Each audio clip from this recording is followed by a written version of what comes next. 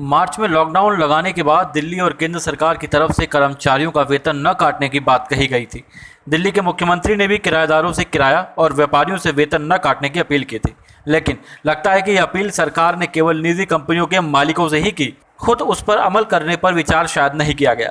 ऐसा हम इसलिए कह रहे हैं क्योंकि हमारे पास डीटीसी के कुछ कर्मचारियों की ऐसी शिकायतें आई जिसमें उनका वेतन काटने की बात कही गई। दरअसल लॉकडाउन में डीटीसी के कॉन्ट्रैक्ट कर्मचारियों को भी घर पर ही रहना पड़ा था। ऐसे में खबर यह है कि दिल्ली के बहुत से डिपो पर इनका वेतन काटा गया है। वेतन कटौती कहीं पर 3 दिन की हुई, कहीं पर 5 दिन की, तो कहीं पर 7 दिन की। अब ये कौन सा नियम है या कौन सी पॉलिसी है कि कर्मचारियों का वेतन 3, 5, 7 या इससे भी अधिक दिनों का काटा गया? डिपो मैनेजर ने आखिर किस आधार पर वेतन काटा, इसका पता लगाना ही दुर्लभ है। दिल्ली सरकार और डिपो मैनेजरों पर क्या सरकारी अपील लागू नहीं होते या यह मनमानी करने के लिए स्वतंत्र है? इस विषय में दिल्ली परिवहन मजदूर संघ के महामंत्री कैलाश चंद ने भी विरोध प्रकट किया। साथ ही दिल्ली परिवहन मजदूर संघ की तरफ से एक फॉर्म भी रिलीज किया गया है जिसमें उन सभी कर्मचारियों को अपनी डिटेल भरनी है जिनका वेतन काटा गया है। इस प्रकार इन सभी फॉर्म को इकट्ठा कर दिल्ली परिवहन मजदूर संघ लेबर कोर्ट में जाने की बात कर रहा है। आइए आपको सुनाते हैं क्या कहना है कैलाश चंद मलिक का। 24 मार्च से लेके 17 मई तक दिल्ली के अंदर पूर्णतः लॉकडाउन था। सेंट्रल गवर्नमेंट के और दिल्ली सरकार के सख्त आदेश थे कि बगैर किसी कार्य के कोई भी घर से बाहर ना निकले।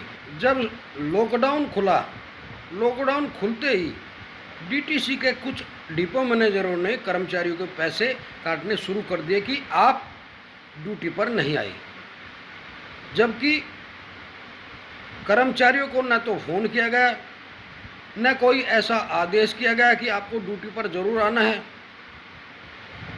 लेकिन बेशर्मी की बात यह है कि जैसे ही लॉकडाउन ख़त्म हुआ, अधिकारियों ने कर्मचारियों के पैसे काटने शुरू कर दिए।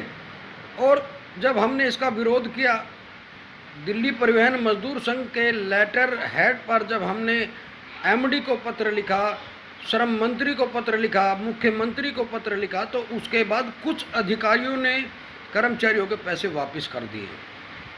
लेकिन कुछ डिपो मैनेजर ने आज भी इन कर्मचारियों के पैसे वापस नहीं किए हैं, जिसके लिए हम अब तैयारी कर रहे हैं कि उन कर्मचारियों से हम लिखवा कर लें तारीख और कब के पैसे काटे गए हैं। इसका एक फॉर्म तैयार किया गया है, उस फॉर्म को भरवा करके हम कर्मचारी से लेकर के इसमें लेबर कोर्ट में जाने वाले हैं। डिपो मैनेजर से सवाल तो बनता है कि आखिर आपने किस आधार पर कर्मचारियों की सैलरी काटी? यदि कोई नियम था तो सबके लिए होता। ऐसे में किसी की 3 दिन तो किसी की 7 दिन के वेतन को काटना क्या पक्षपात के दायरे में नहीं आता? वहीं transport operator labour and welfare association टोलवा के अध्यक्ष संजय बाटला ने भी इस संबंध में अपनी राय दी और कहा कि यह बिल्कुल अनुचित है। कर्मचारियों के वेतन को लॉकडाउन पीरियड के दौरान काटना अवैध भी है और अनैतिक भी।